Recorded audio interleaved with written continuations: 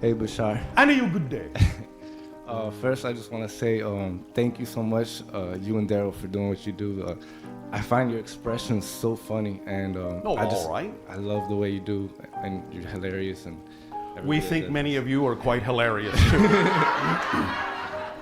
In fact, since you bring it up, I will now let you in on a little preview of something to come in your year of 2015. All right. In one of our transmissions, we will bring in a young being from our society who has absolutely no idea what your society is like.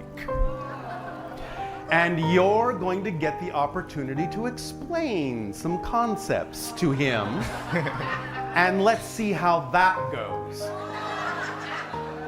It'll be a lot of fun, I guarantee. In a transmission like this? In a transmission like this, we will facilitate the training that he has had sufficiently to communicate with you, but understand that when we as first contact specialists contact a civilization, we have already had at least one incarnation in that civilization so that we understand the civilization. So we have a frame of reference so that we're not too alien. But this being, while being trained as a first contact specialist, does not yet have an incarnation in your civilization, and therefore you're going to really get to see the difference in the concepts you think are very obvious as compared to what one of our natural people actually perceives you to be. Is this gonna be like a little alien baby, or like through a channel? It's not a baby, it's a young being on our planet. In physical form? A physical being, but will channel through, just as I am channeling through right now. Okay. And you will get a chance to speak with him, and he will get a chance to speak with you. But we are going to find this exchange quite amusing. Awesome. Is that gonna be through Darryl or another channel? Yes. Cool. Okay. Through this channel. Okay. Cool. That's. It'll be announced, don't worry. Now, would you like to continue? Yes. When. Okay. So follow your excitement. I love the concept. Follow your excitement to the best of your ability with zero insistence on the outcome. Many of you forget that third part quite conveniently. That's the whole formula. That's the formula that opens excitement up as the complete kit. No resistance. All right? What if you feel like you have to do something? Such as, for example? Okay, I guess I'll use my life specific. Like, Well, thank you. That would probably be best. Since that's the life you're living. yeah. So there's one guy, right? So with my life, if let's say I'm having trouble figuring out exactly, like I find many things excite me, but I don't. That's all right. There can be many different expressions of your excitement. That's all right. That's why you just need to follow the thread. The thread of what excites you at any given moment that you have the greatest ability to take action on is the thing to do at that moment, knowing that it's all connected and would lead you to any other expression of your excitement that needs to be expressed in your life. But so it's all right. But then I find it so easy to get like off that thread, and then I get. Why? Off what thread? If you're following the thread, how can you be off it? Because let's say I'm with like a group of people or family or something, and I feel like maybe I'm like I really want to do that, and Do what? do something totally different, like run off, like I gotta go do that. And All right, and that's I don't want fine. to, but then I feel that pressure. If it is actually truly representative of your excitement, then that's the thing to do. However, we also remind you that many people on your planet confuse anxiety with excitement.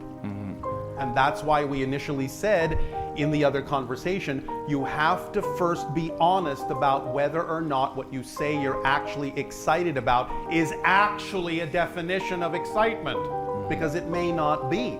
You may be in denial about things and wanting to go this way and go that way because there's something else you don't want to look at within yourself, and then calling it excitement so you have an excuse to go do something else and not pay attention to what you really need to process. You have to decide whether that's what's happening or whether it is truly representative of your highest excitement.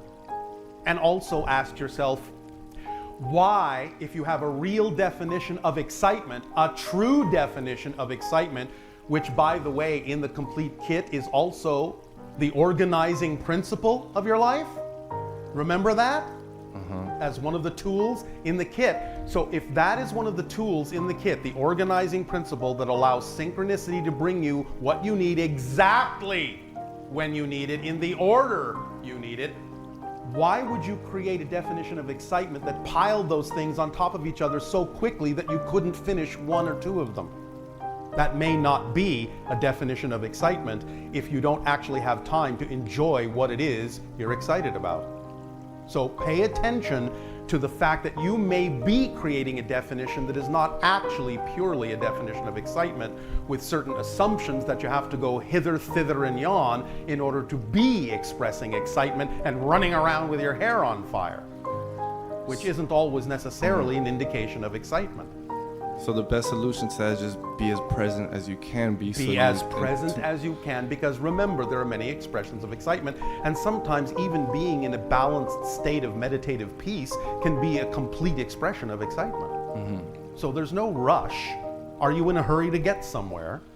No, but I feel like I easily get frustrated myself. I understand, but that's the clue right there. When you say, I feel I easily get frustrated, it's because you have a definition that creates the feeling of frustration.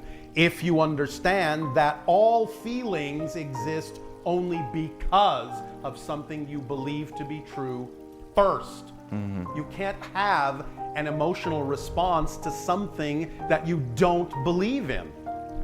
So if you have a certain emotional response, that's an indication, that's your first clue, that that response has to be intimately connected with a definition that is generating that response. So if that's the case, you take a moment, you take a breath, you take a pause, and you allow yourself to ask the questions from one direction or another.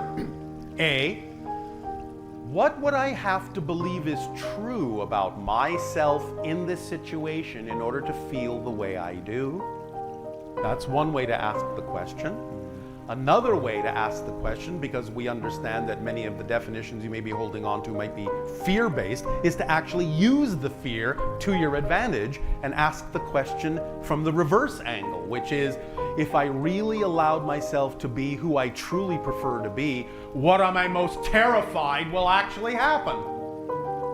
One way or another, when you ask the question from one direction or another, if you're willing to hear the answer, then in some way, shape, or form, the answer will be presented to you, whether in your life when you're awake, when you're dreaming, synchronicity, one way or another, the answer will come if you're willing to hear the answer.